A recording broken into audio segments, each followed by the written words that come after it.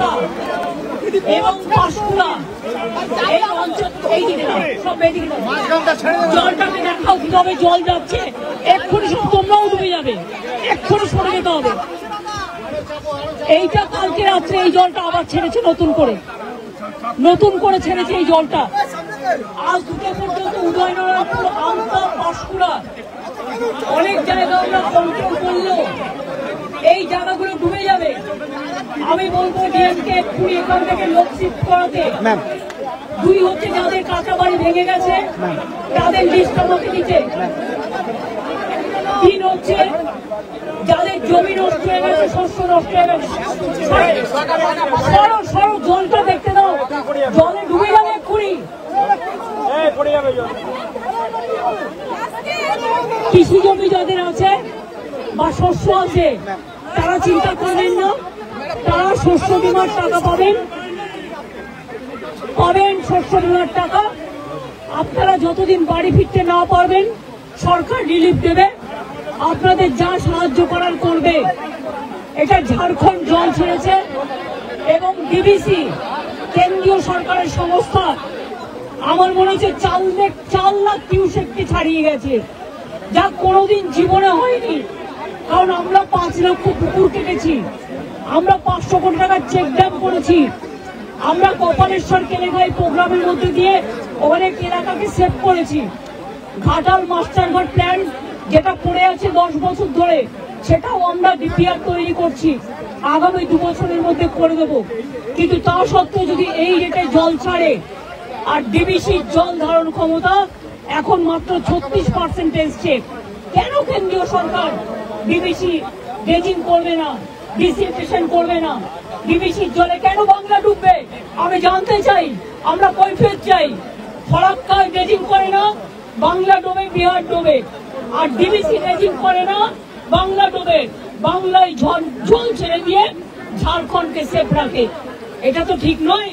বাংলা একটা নৌকার মতো, আর সব জল নেপালে বৃষ্টি হলে উত্তরবঙ্গে ঢুকবে, ভুটানে বৃষ্টি হলে জলপাইগুড়িতে ঢুকবে, আলিপুরদুয়ারে ঢুকবে, কুচবিহারে ঢুকবে, নর্থ বেঙ্গলে ঢুকবে। আর মালদা নদীতে গঙ্গার ইরোশন মুর্শিদাবাদের, আর দক্ষিণবঙ্গ ডুবছে ডিবিসির জলে। এবং আমি যা শুনেছি কাল রাতে জলের ওপর আবার জল ছেড়েছে। এই জায়গাগুলো ভেজা ছিল না, অনেকটা দূরে ছিল, আমাকে এসপি বললেন, ডিএম বললেন এটা এক্ষুনি হয়েছে। এবং দেখুন এক্ষুনির মধ্যে এতটা ডুবে গেছে। আমি সবাইকে বলবো জলে ঝুঁকি নেবেন না, জল আর আগুনে ঝুঁকি নেবেন না। অন্তত 2 দিন একটু সেফ প্লেসে থাকুন, তারপরে জলটা বেরিয়ে গেলে তারপরে আপনারা আস্তে আস্তে বাড়ি যাওয়ার মতো পরিস্থিতি থাকলে তখন বাড়িতে যান। আর আমি অ্যাডমিনিস্ট্রেশনকে বলবো যা রিলিফ দেওয়ার কোনো যেন রিলিফে অভাব না হয়। প্রত্যেকটা পরিবারকে দেখে নেবেন, আপনাদের কাছে সবকিছু দেওয়া আছে, কেউ যেন অসুবিধায় না পড়ে।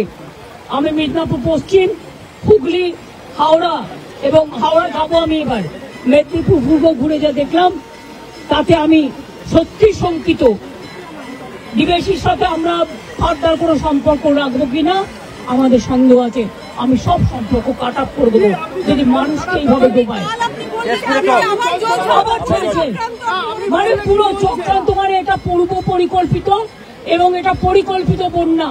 এটা আমাদের বৃষ্টির জলে বন্যা নয়, বৃষ্টি হয়েছে 3-4 দিন, কিন্তু এটা ম্যান মেড প্ল্যান।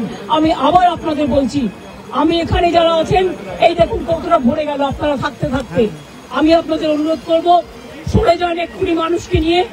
সামনে থেকে যারা দোতলায় দাঁড়িয়ে আছেন ওই বাড়িটাও ভেঙে পড়তে পারে জলের তোড়ে, প্লিজ আপনারা সেফ জায়গায় চলে যান।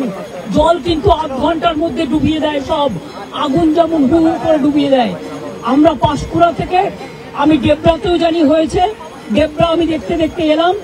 ডেবরা আমি ডিএমকে বলবো, পশ্চিম মেদিনীপুরের ডিএমকে বলতে ডেবরার রিলিফ গুলো পাঠাতে, এমএলএ কেও একটু কনফিডেন্স নেবে, জেলা পরিষদকে, এবং কেশপুরটাও দেখে নিতে। ডেবরাতেও 10টা গ্রাম ডুবেছে এবং খড়গপুর রুরালও ডুবেছে, একটা ট্রাইবেল গ্রাম, সেটাও দেখে নিতে।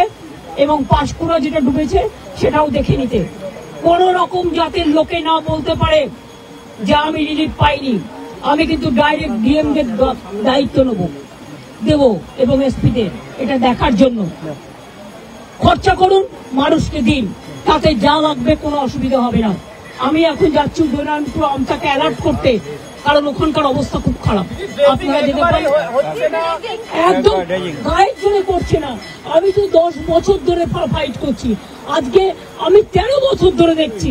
কিন্তু আগে ছাড়তো 75,000 1 লাখ কিউসেক, এবার ছেড়েছে, ওরা ছেড়েছে 4 লাখ, তেনুঘাট পঞ্চায়েত ছেড়েছে আরো 1.5 লাখ, 5.5 লক্ষ। This is very unfortunate.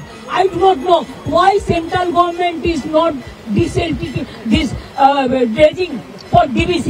Their reservation power now came down about 36% only, and all the water they release for Bengal.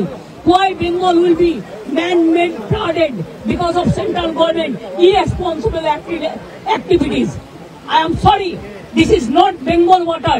This is the Jharkhand water from Tenughat Panchayat, and this is the water coming from central government organization, the DBC.